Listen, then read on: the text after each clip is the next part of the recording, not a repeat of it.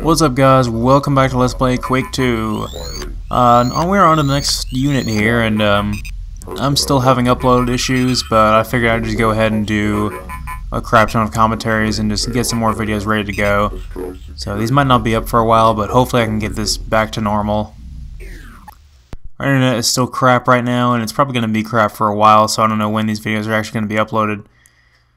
But I figured I might as well do some more Quake 2 while it's fresh in my head. And while I think of some other LPs to start practicing for.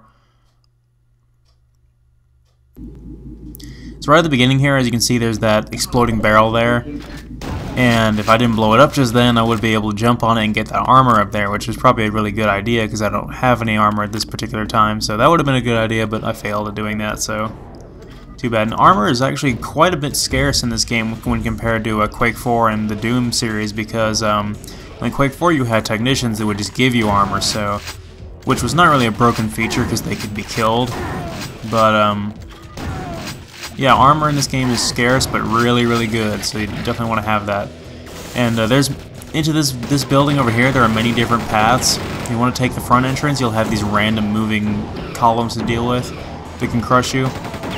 I don't think they'll instantly kill you, but I think they will do quite a fair bit of damage.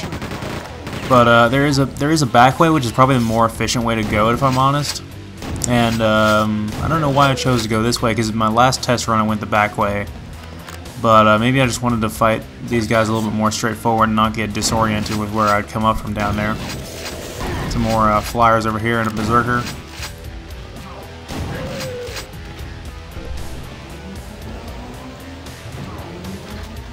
But in this room, you definitely want to be careful because there's another alarm, and it's already been triggered now, so it's too late for that. But there's a lot of places in this level where there can be alarms triggered.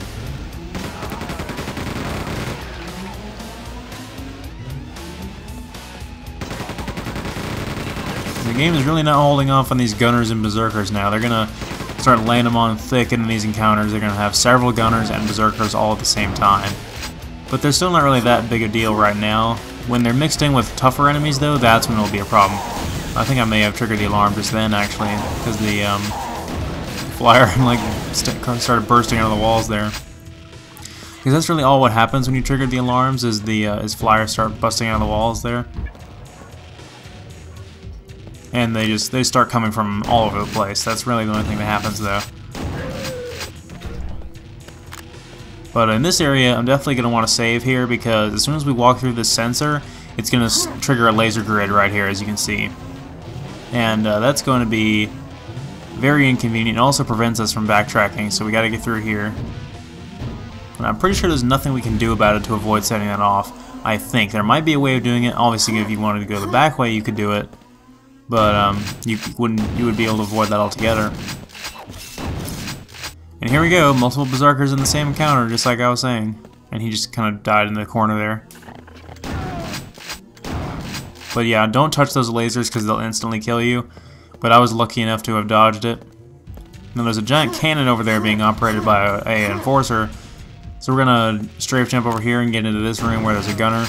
Now, if you took the back way, that ladder right there would take you up right here. This is where you'd come out, which allows you to ambush that gunner and allows you to avoid a lot of the other enemy traffic. So it's probably a really good idea to go that way. And I'm sorry I couldn't show it on screen, but we basically want to come up here and push this button which will activate the elevator to the next area. We go ahead and save just in case I die from the fall, which is unlikely.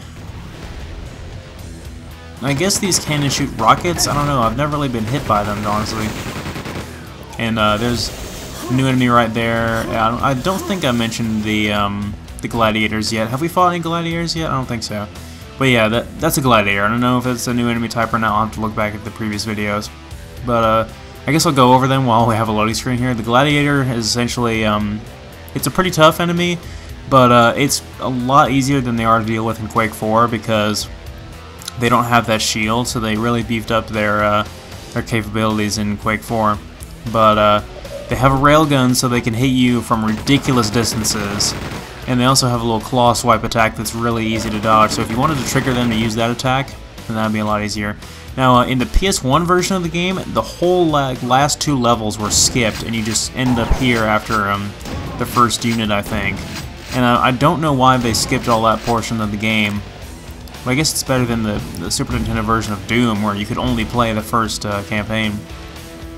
But I believe those two gunners that we had to fight just back there were two enforcers instead, and there was a gunner in that main area instead of being a enforcer in that main area. But there's still this tank out here, just as before. We're gonna chuck some grenades at him and then steal that armor right over there. Then we're gonna go in this area where there's gonna be an enforcer, of course, and he is going to die pretty quickly. And there's going to be another gladiator down here, and he's going to go for that alarm. So I was really hoping not to have him trigger that, but I was too late. But the reason we come down here is for the blue key. I think there's another item we can get by jumping over the side there and going underneath this area, underneath that bridge. And I'm going to skip that for now. I'm just going to open the door because I think more flyers are going to show up because of the alarm. More berserkers, yay! Are you sick of them yet? So we can go this way. And this is the first part in the game where the non-linearity of these levels get really confusing. I mean, at least in Doom you had a map. You don't have a map in this game, so this is probably one of the more confusing parts of the game.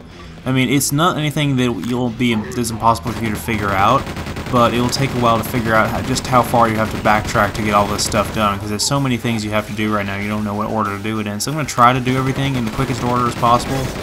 Oh, there's two gladiators in that room, and then there's a berserker in this room as well as some flyers.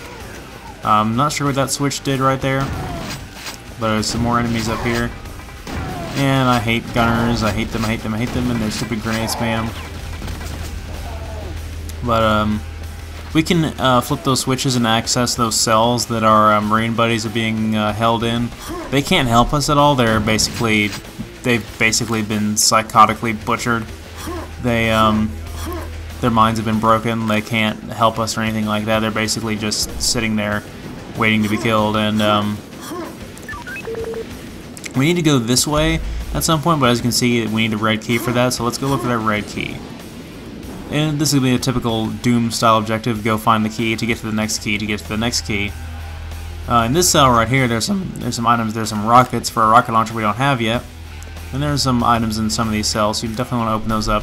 And sometimes the Marines themselves will drop items if you feel like killing them, but I figured I'd leave them in peace. We want to take down this tank here, but I want to be careful because I'm about to lose a lot of health here if I'm not careful. And sure enough, I get hit by one of his blasters, and I'm low on health now. So just like I thought. And when he dies, I think that's what triggers this new enemy to show up. This is a new enemy called a medic, and which would make sense, being that his ally just fell.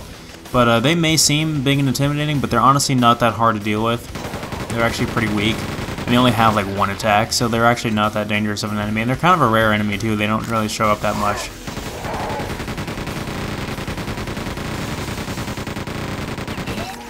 And there's the other, or was it the first tank? I'm not sure. I think it was the first one. He never actually died, or something like that. Now there's a series of buttons in here we have to push to get to that secret down there. So the one inside that first door opens that door, and we're gonna open that door right here and get that adrenaline and get ammo for yet another weapon we don't have yet. Yay! But at least we're healthy now, so that's good. We got our stack back up, although we still don't have any armor, so but that's common in this game. So let's go get that red key. And after we get the red key, then we have to backtrack some more, and then after we're done backtracking, we have to do more backtracking to back over to this area. It's really, really ridiculous.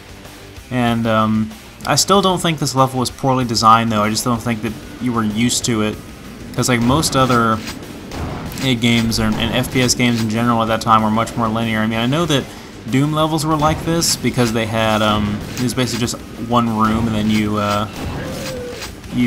just navigated your way around that one room level, but to get through all the keys to finish the level. But in this game, the levels are so large, you have to have loading screens, so you feel like you're going into a new level, and that's a bit discouraging when trying to look for a key in the one massive unit. Now right here, as you can see, there's a laser grid.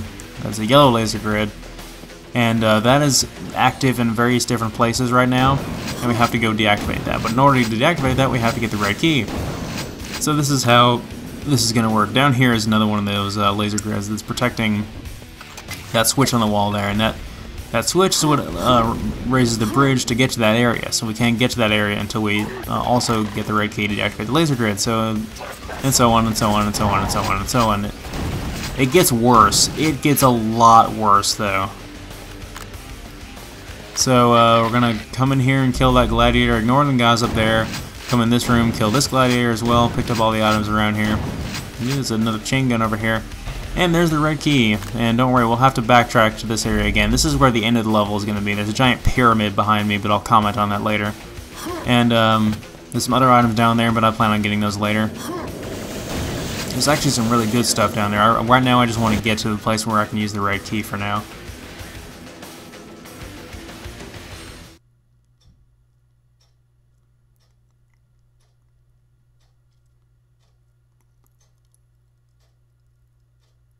This is where the game starts getting really good, though, because we get 2 new weapons in the next area. So, if you were getting sick of these 2 incredibly awesome weapons, the chain gun and the double barrel shotgun, then you'll have even more incredibly awesome weapons to not get sick of.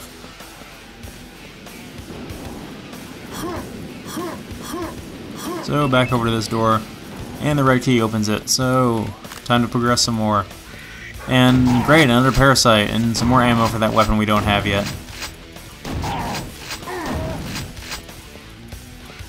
Hate those things. And we're looking a little bit better. That we still don't have a lot of armor, even though we picked up a jacket there. It didn't really give us that much, apparently. Yeah, save, because I don't really know what's in this room. And it turns out to be a bunch of enforcers. The game is not really going to let up on them either. They're going to basically become a light enemy, and they're going to be mixed in with bigger enemies like gunners and berserkers and gladiators and stuff we haven't even seen yet. Right over here is a little side area. I typically don't go up here, which is why I missed out on. I usually miss out on a certain secret that I discovered during my last test run. And let's go down here.